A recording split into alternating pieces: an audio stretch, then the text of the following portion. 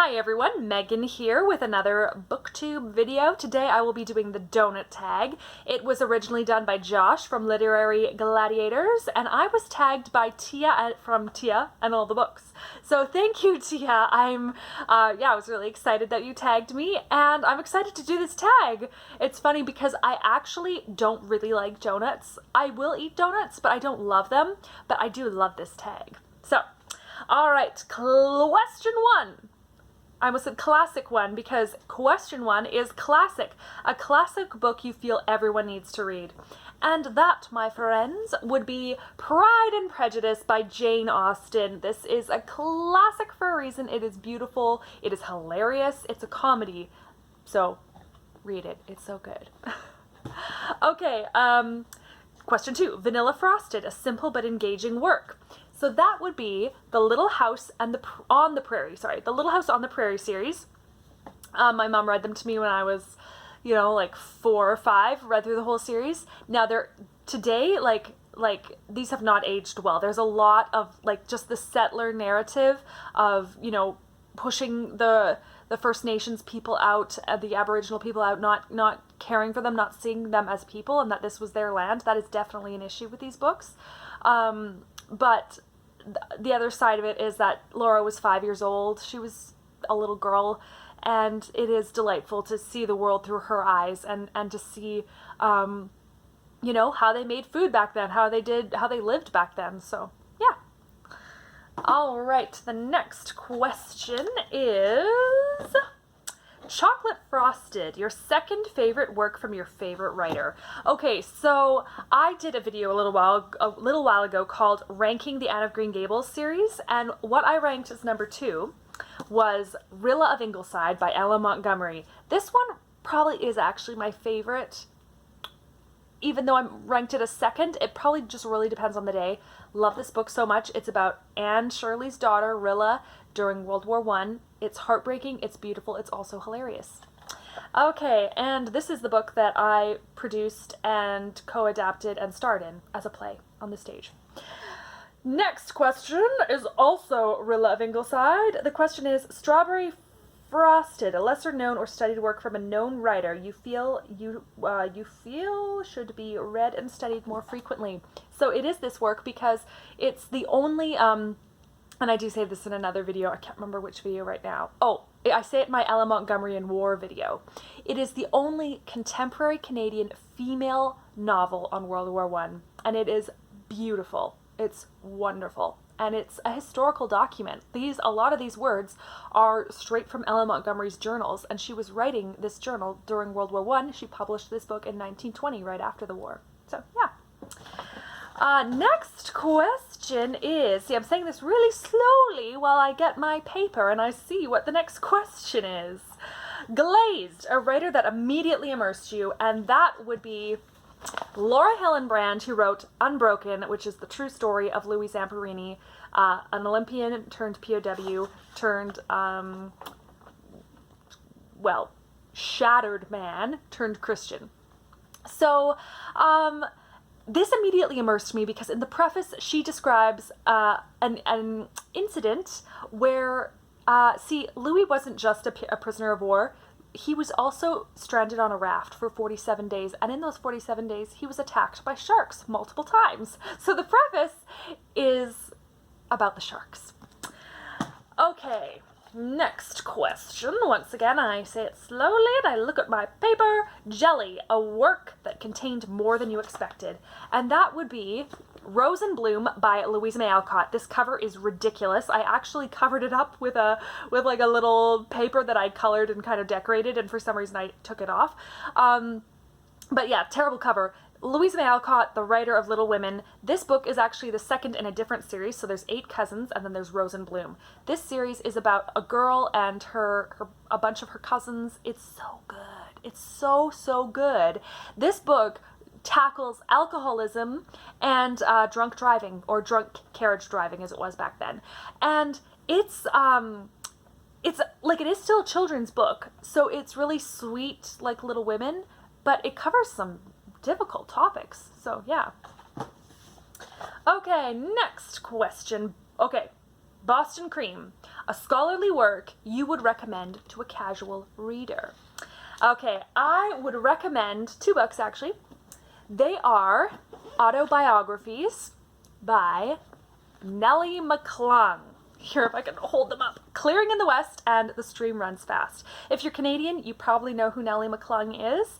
Nellie McClung was a suffragist, which is slightly different from a suffragette. A suffragette, they were English women who, were after suffrage, who were trying to get women to have the right to vote, who used violent means.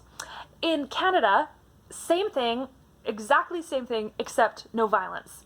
Which, in the grand tradition of Canadian peacemaking and all that, no violence on that the suffragists did in Canada. And we did eventually win the vote. We weren't the first ones, but we were before the States, before the US, and before Britain. It's an amazing book. The first one, well, here, I'll hold it up. The first one, Clearing in the West, it's a very much of a Little House on the Prairie feel, except yeah, that's what I'm looking for. It has a very much of a Little House on the Prairie feel, but it's Canadian. It's in, they moved from Ontario to Manitoba in this book, and it's all about her growing up from a little girl to a young woman. Charming, beautiful, wonderful. And then the second book, I'm just trying to reach it because I tossed it too far away. The Stream Runs Fast has a very different feel. It is all about her work as a feminist, as a suffragist. And also, one part that I thought was really interesting was it describes her work on the League of Nations, which became the UN. And she was actually on the League of Nations in 1938, which was the year before World War II. And she described how she could feel the world falling apart and how nobody was communicating, nobody was she could sense that war was coming. Yeah, so highly recommend those books. They're so, so good. Now, the next question, I have to flip the page now. Yeah, did I say all? Yes, I said all I wanted to say. Good. Okay, question 8. Cruller, a work that makes you think of France. That would be The Scarlet Pimpernel by Baroness Amuska Orczy. This is about an Englishman during the French Revolution and his French wife, and how I'm not going to say anything more about it, actually, because it's so good. It's really grabs you right at the beginning. It's adventurous, it's exciting, it's dramatic, it's got it all. It's got romance, it's got love, it's got humor. Yeah, it's good. Okay, next question. Powdered Sugar, a work that left you with evident emotions. And that would be Little Women by Louisa May Alcott. When I was 7 years old, I think around 7, my mom read the abridged version of this aloud to me. And spoiler, huge spoiler, when I put this book down, you can come back if you don't know this about Little Women, which you probably do, but maybe you don't. When my mom got to the part where Beth dies, as a kid, I kept thinking, I'm used to Disney movies. Of course, Beth isn't going to die. She's going to get worse and worse and worse, and then she's going to get better and it'll be all right. But she didn't get better. She died. And I remember me and my mom were lying on her bed reading the book. And when we got to that part, I jumped up onto my feet and I started jumping on the bed and crying and screaming. And I was like, how could you read this stupid book to me? Beth died! Sorry if that was way too loud. But that's how dramatic it was. Screaming, crying, very evident emotions. But I grew to love it, and I still cry when Beth dies. I watched one of the adaptations of Little Women. I was crying because I knew what was going to happen. So, yes. Next question is Cider, the perfect reading material to read in front of a fire in autumn. That would be Death Comes to Pemberley by P.D. James. Now, this is not the best Pride and Prejudice spin-off. It's it's a great book on its own, and it's kind of spooky and mysterious and scary and, oh, what's going to happen? And so it would be fun to read by the fire in autumn. Okay, next one, Doughnut Hole. Now, a collection of short, accessible works or sections that you enjoyed. Now in Canada, we don't call them donut holes, we call them Timbits. Because Tim Hortons is a very famous restaurant in Canada. They're everywhere. Like, they're fast food, and they have coffee and donuts. That's mainly what it started out by, and it was started by a hockey player named Tim Horton, of course.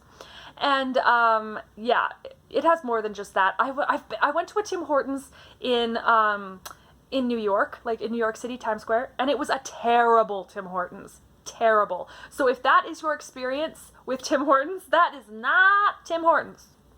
Don't believe it. I mean, it is Tim Hortons, but it's not like our Tim Hortons in Canada.